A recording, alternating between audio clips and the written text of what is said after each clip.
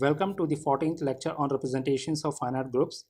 Today we are going to talk about real characters and real conjugacy classes. We are going to define certain subset of this which we call real characters. Real characters, and similarly we will define subset of the set of all conjugacy classes of your group as real conjugacy classes. And we will show that there is a bijection between them. Let's begin with this definition. You have a group G and take any representation, take its character. If we take only real values, then you say it's a real character. Notice that trivial character is always a real character.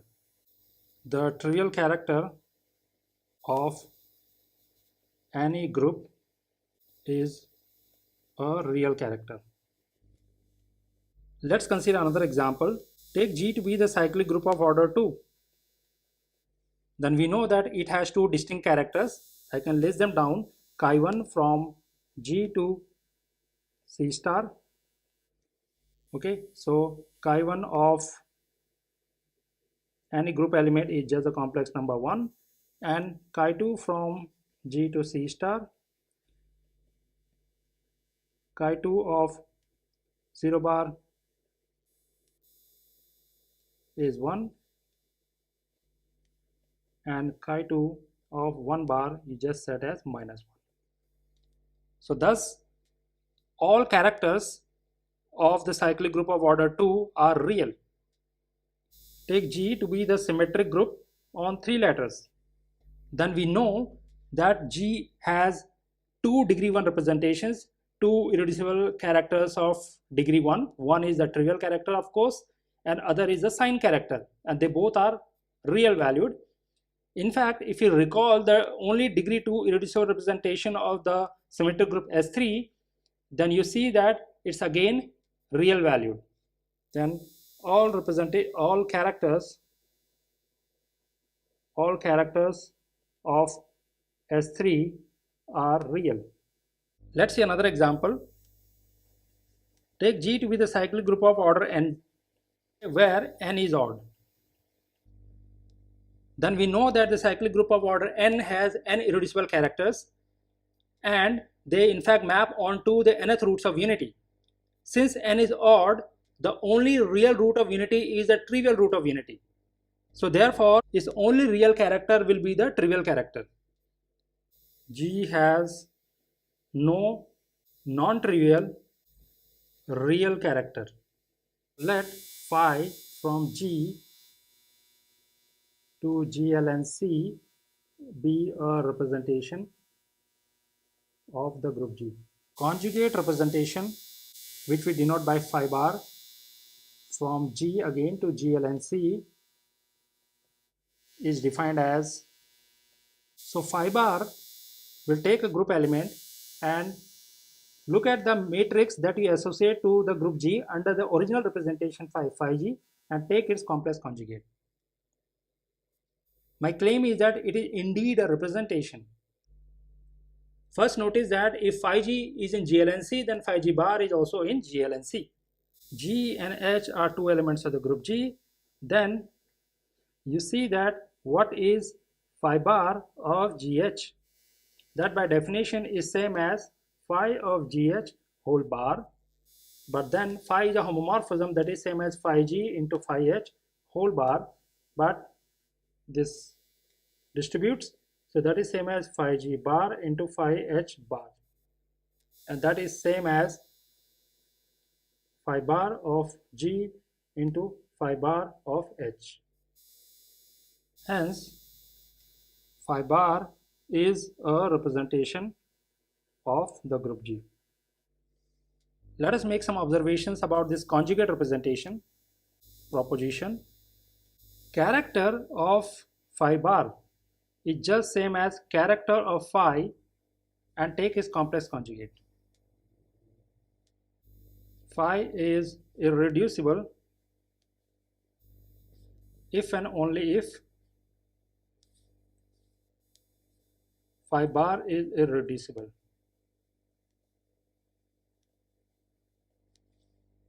So for a complex valued function, for a function f from G to C, let me set this notation first. We define f bar from G to C as simply f bar of a group element is just f of the group element and its complex conjugate. So now what is chi of phi bar acting on a group? This by definition is same as trace of phi bar G, but that by definition is same as trace of phi G whole bar. But what is trace of phi G whole bar? That is same as trace of phi G and then its complex conjugate. What is trace of phi G? That is same as chi of phi of G and take its complex conjugate. That is by definition is same as chi phi bar acting on this group G, right? So this implies that character of complex conjugate of a representation is same as complex conjugate of its character. This proves the first part. For the second part, we use the irreducibility criteria, and it is just enough to show one-way implication. Note that inner product of chi phi with itself chi phi by definition is same as 1 by order of the group G summation G in the group G chi phi of G into chi phi of G its bar. Complex multiplication is commutative, so I can just write it as 1 by order of the group G summation G in the group G chi phi of G bar into chi phi of G. That is same as 1 by order of the group G summation G in G. And what is complex conjugate of chi phi of G? That is same as chi phi bar acting on G, right? So that is same as chi phi bar acting on G. And similarly, other can be considered as chi phi of G bar and its bar over that, right? But that is just same as the inner product of chi of phi bar with itself, chi of phi bar, which is just same as inner product of character of phi bar with itself. Alright, thus inner product of chi phi with itself is 1 if and only if inner product of chi of phi bar with itself is 1. Equivalently, phi is irreducible if and only if phi bar is irreducible. Phi is irreducible if and only if phi bar is irreducible. So this is another way of constructing irreducible representations of a given group. Given a representation, you take the complex conjugate and you know it's irreducible, and then you see that phi and phi bar are equivalent or not. Let us now define real conjugacy classes. Let G be a group and C a conjugacy class of G. Let us write C inverse to be inverses of elements of C. G inverse such that G is in C. It is trivial to check that C inverse is also a conjugacy class of G. We say that the conjugacy class C is real if C is same as C inverse. That is, every element in the conjugacy class C is conjugate to its inverse. For example, if G belong to group G is an order 2 element, is an order 2 element, that is G square is 1, and that is equivalent to saying that G is same as is inverse, which implies that the conjugacy class of G contains G inverse. So if you have an order 2 element in your group, then the conjugacy class of that element is necessarily real. Let us analyze how characters behave on real conjugacy classes. Notice that characters are class functions. Proposition: let chi from G to C be a character and C equals to C inverse a real conjugacy class. a real conjugacy class, then chi of C is same as chi of C whole bar. Let's prove it. Proof. So let phi be the representation of G such that its character chi phi is your chi. Okay. And let us take an element of the group G in the group G. Then observe the following. What is chi of G inverse? That by definition is same as trace of phi of G inverse. But since G is a finite group, without loss of generality, we can assume that our representation is a unitary representation. So each phi sub G is a unitary matrix, and therefore phi G inverse is simply phi G star, the transpose conjugate. So that is same as the trace of phi G star, but that is same as trace of phi G bar, and as observed in the preceding slide, this is same as trace of phi G whole bar, but that is nothing but chi of G whole bar. Therefore, character value at inverse of an element is just same as complex conjugate of the character value at the group element. We will use it to prove the proposition. Thus, we have what is chi of C, which is same as chi of C inverse, because C is given to be same as C inverse, and C inverse consists of inverses of element of G, but those are same as chi of C its bar. That's all. Now to prove our main theorem, we need this basic observation about product of a matrix with a permutation matrix. Let us call it a lemma. You would have probably seen this. Let phi from the symmetric group Sn to G, L, and C be the standard representation of the symmetric group. Be the standard representation of the symmetric group Sn. That is, each permutation in Sn is mapped to the corresponding permutation matrix. And let A belong to Mn by Nc, a fixed matrix.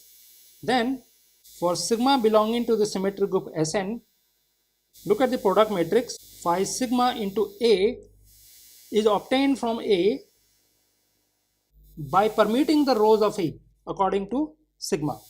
Similarly, A into phi sigma is obtained from A by permuting columns of A according to sigma inverse.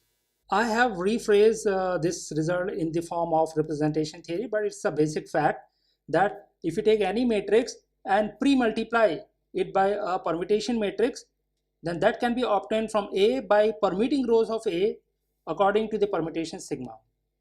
Similarly, if you post multiply a matrix A by a permutation matrix, that can be written directly from A by permuting columns of A according to sigma inverse. Proof. Consider this product. We want to compute the product, so consider phi sigma into A and find out this entry sigma ij. Then by definition of product of matrices, this is same as phi sigma I kth entry times A k jth entry, right, where this k of course run from 1 to n.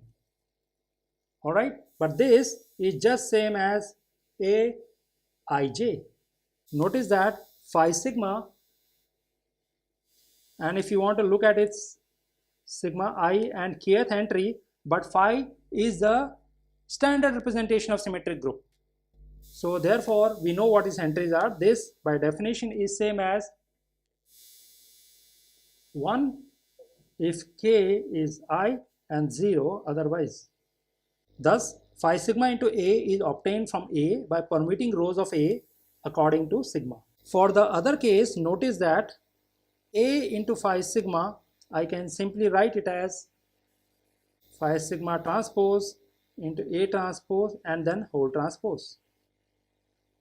All right, but we know that what is phi sigma transpose? phi sigma transpose by definition is just same as phi sigma inverse, because phi is a permutation representation. Okay, and just this remains A transpose whole transpose. And now the second assertion follows from the first one, because I have been able to write it as a transpose of phi sigma inverse times some matrix A transpose. So this proves the lemma.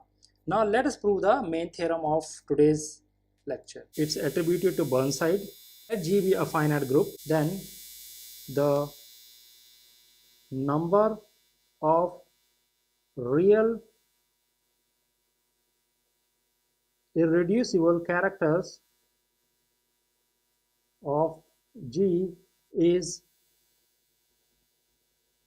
equals to the number of real conjugacy classes of G.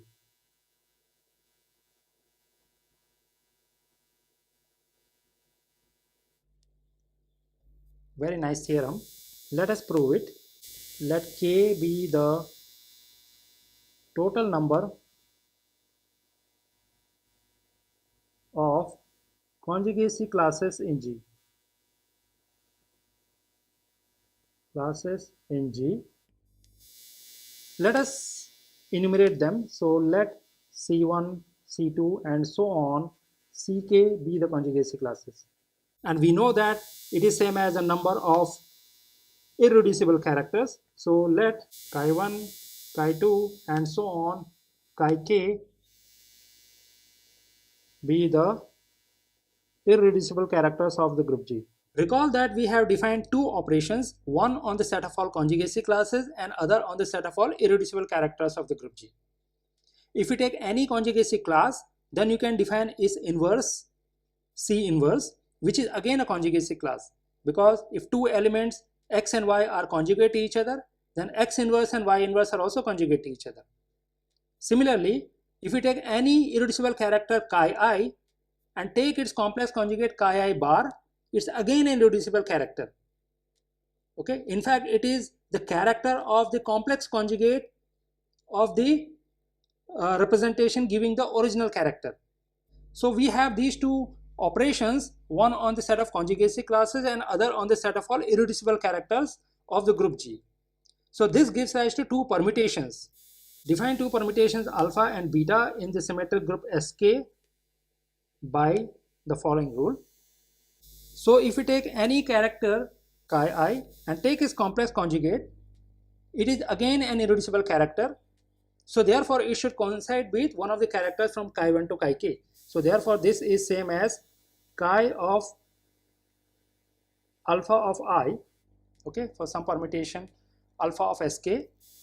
And similarly, if you take the conjugacy class Ci and take its inverse, that is same as C of beta I. How can we count real conjugacy classes and real characters from here? So when will a character chi I will be real? A character chi I will be real if and only if alpha I is I. Similarly, a conjugacy class Ci will be real if and only beta I is I. Thus, we have the number of real characters is same as the fixed point set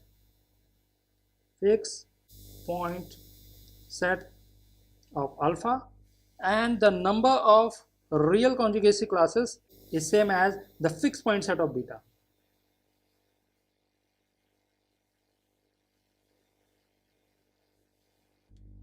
Since chi bar, and if we further apply bar on that, that is just same as chi I, this implies that alpha is square is same as identity. Similarly, beta square is also identity. Now let us look at the standard representation of the symmetric group Sk. So let phi from Sk to GLKC be the standard representation of Sk. Recall what is the character of the standard representation. Character of the standard representation of the symmetric group just turns out to be the fixed point set of that particular permutation.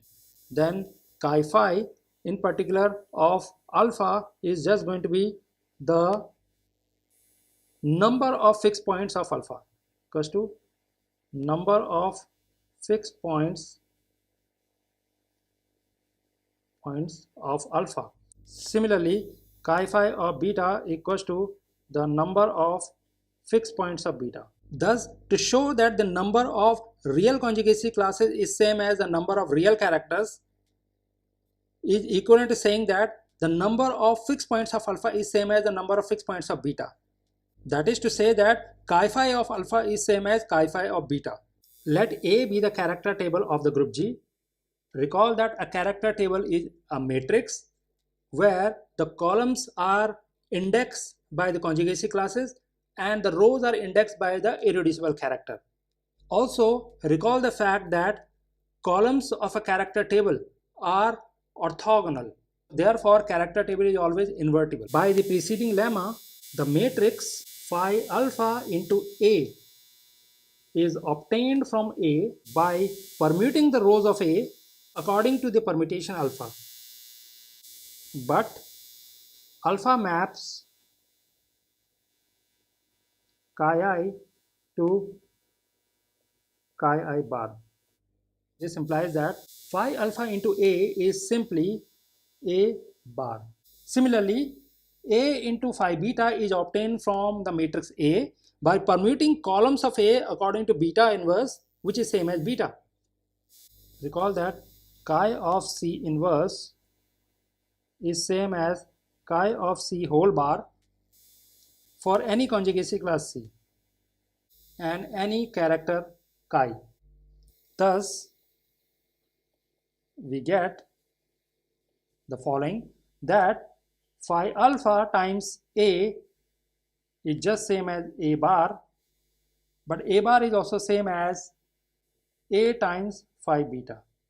Since A is invertible, we get that phi alpha is same as A phi beta A inverse, which implies that the trace of phi alpha should be same as trace of phi beta. But remember that phi is the standard representation of the symmetric group Sk, and therefore trace of phi at alpha is just the fixed point set of alpha, which is just same as the number of fixed points of alpha, and this is same as the number of fixed points of beta. But the number of fixed points of alpha is same as the number of real characters, and the number of fixed points of beta is same as the number of real conjugacy classes. This proves the theorem. Let us derive two interesting consequences of the preceding theorem. Let G be a finite group, then order of the group G is odd if and only if G does not admit any non-trivial real irreducible character. Let us prove it.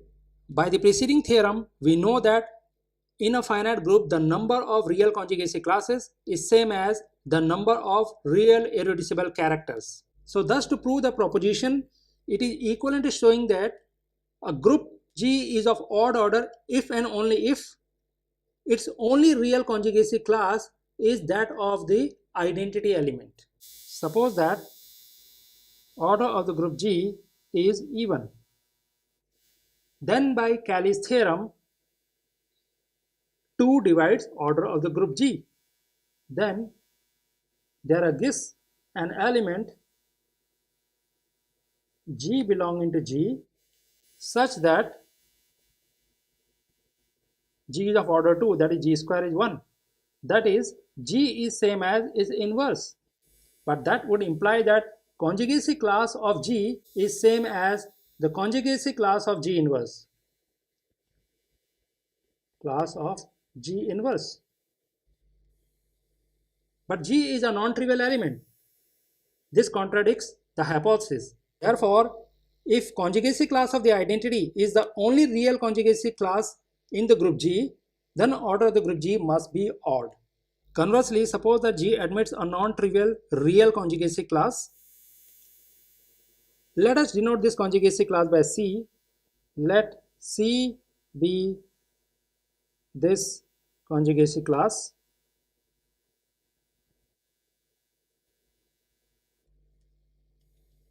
and let us take an element in this. Let us say G belong to C.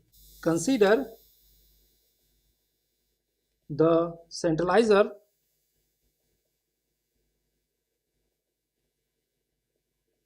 of G in the group G.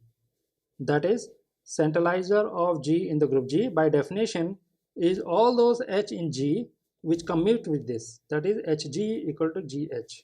Then if we consider action of group on itself by conjugation, applying the orbit stabilizer theorem, we have that the size of the conjugacy class of this element G is same as order of the group G divided by centralizer of G in G. Centralizer of G in G. Since C is a real conjugacy class, C is same as C inverse. Since C is same as C inverse, there exists an element H in the group G, so that Hg H inverse is same as G inverse. Look at this identity, S square G H to power conjugate G by square of H, then you see that this is same as H into Hg H inverse into H inverse. But Hg H inverse is same as G inverse, that is same as Hg inverse H inverse, right? But that is same as Hg H inverse whole inverse, which is same as G. What does it imply? This implies that the square of this conjugating element H is in the centralizer of G, which implies that S square belongs to centralizer of G in the group G. Now we look at different possibilities. If H is in the subgroup generated by H square, then what happens? Then H is some power of S square, and S square centralized G, therefore H also centralized G. Then H also belongs to centralizer of G in the whole of the group G. But what does it imply? This implies that Hg H inverse is same as G, but which is also same as G inverse, which implies that G square is 1, that is G is an element of order 2. But remember that G is a non-trivial element because it is a non-trivial conjugacy class representative. By Lagrange's theorem, order of the group G is even in this case, because order of every subgroup divide order of the group G. In particular, a subgroup generated by an element of order 2 should divide order of the group G. Let's look at the other possibility. If H is not in the subgroup generated by S square, then S square cannot be a generator of the subgroup generated by H. Then S square is not a generator of the subgroup generated by H, which implies that 2 divides order of the element H, that is order of the element H is even. But again by Lagrange's theorem, order of every element divide order of the group G, which implies that order of the group G is even. This proves the proposition.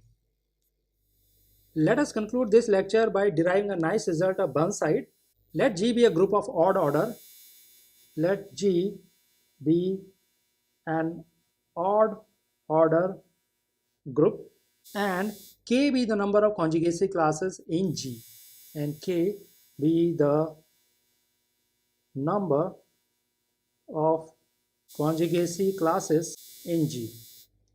Then K is congruent to order of the group G modulo 16. We are going to use the preceding proposition that a group is of odd order if and only if it does not admit any non-trivial real conjugacy class, or it does not admit any non-trivial real irreducible character. So that means that the non-real irreducible characters or equivalently non-real conjugacy classes, they occur in pairs. Let chi1 bar, chi2 chi2 bar, and so on, chi L bar be the non-trivial and hence non-real irreducible characters of G. Let degree of chi I and that of chi I bar, because they have the same degree, be, let us say, di. Then we know that if you have enumerated the irreducible representations of a group G, then order of the group G is sums of squares of degrees of this representation. Thus, order of the group G should be degree of the trivial character, which is 1, plus sums of squares of degrees of this representation. So these we have summation of di square, and then is plus di square for its complex conjugate, and this I run from 1 to L, right? That is same as 1 plus summation 2 times of di square I from 1 to L. It follows from dimension theorem that we will prove in lecture number 15 that degree of each irreducible representation of a finite group divides the order of the group. So this theorem we are going to prove later on. So by this theorem, degree of each irreducible representation of a finite group divides order of the group G. This in particular implies that each of these di divides order of the group G, but order of the group G is given to be odd, which implies that each of these di can be written as 1 plus 2 mi, right, for some integer mi. Okay, thus we can write order of the group G in this case is equals to 1 plus 2 times summation I from 1 to L and di square, but that is 1 plus 2 times of mi whole square. That is same as 1 plus 2 times summation I from 1 to L, and then when you sum it up, what you get is 1 plus 4 times mi square plus 4 times mi. This can further be written as 1 plus summation of 1 L time, that is just L, so it is 1 plus 2L, I can take it out, this, plus then this 4 can be taken out, it becomes 8 times summation I going from 1 to L, and it become mi into mi plus 1. If mi is even, then mi plus 1 is odd, and if mi is odd, then mi plus 1 is even. Therefore, this sum of mi into mi plus 1 I from 1 to L is always going to be even.